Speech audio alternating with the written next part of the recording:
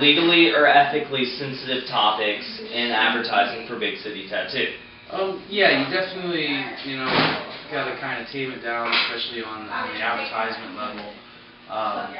We get all kinds coming in here asking for crazy stuff. I'm definitely not trying to go out there and, plaster all over the place things that might be sensitive or offensive to some. So yeah, I've pretty much stayed clear, stuck to a type of tattoo or whatever kind of graphics I'm using in my advertisement. I'm making sure that it's for the wider spectrum, so that I'm bringing in the 18-year-old kid to the 50-year-old businessman for sure. So definitely staying clear of the sensitivity in advertisement. So. Considering your customers are wearing your work on their skin and are, in a sense, advertising for your business, have you ever turned down a customer request for a tattoo that was too controversial? Yeah, there's been a few. Definitely, a lot of times I'll get things that, somebody that might not necessarily spend any time in prison want a teardrop for whatever reason they want in their eye. Usually I'm going to try to talk them out of that.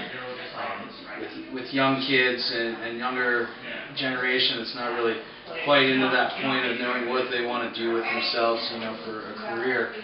Like knuckle, hand tattoos, of course, I'm going to try to get them to steer clear. Now, as far as,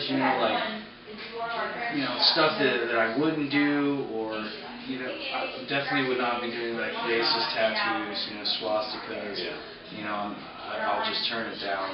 Gang related, I try to stay away from anything that's gang related. You just don't want to associate with that.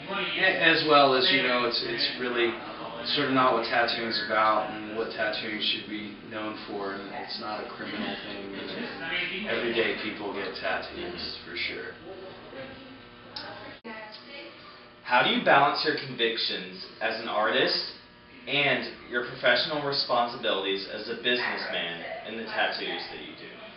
Well, I think, with the convictions, that's kind of the one thing.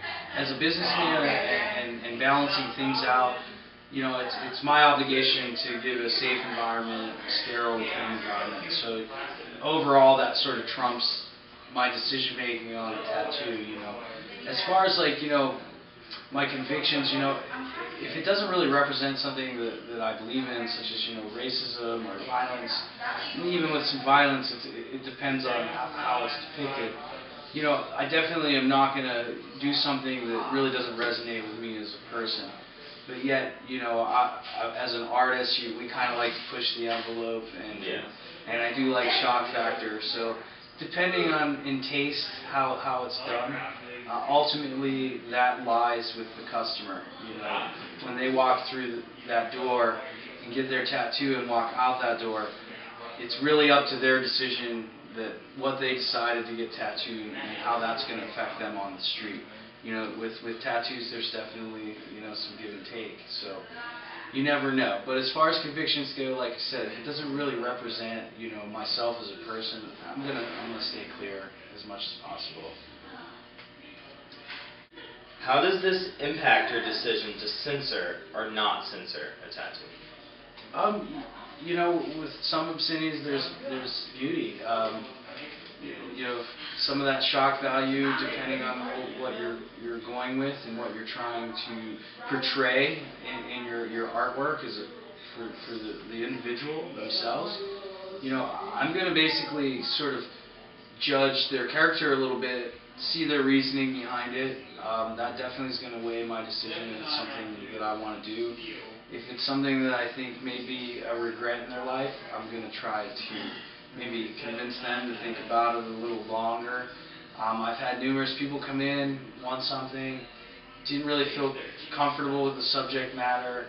Some time had passed. A few of them changed their mind and sort of saw what I was trying to get at. A few of them were dead set on it, got it done, and they're fine. They still have jobs and they're still out there doing what they got to do.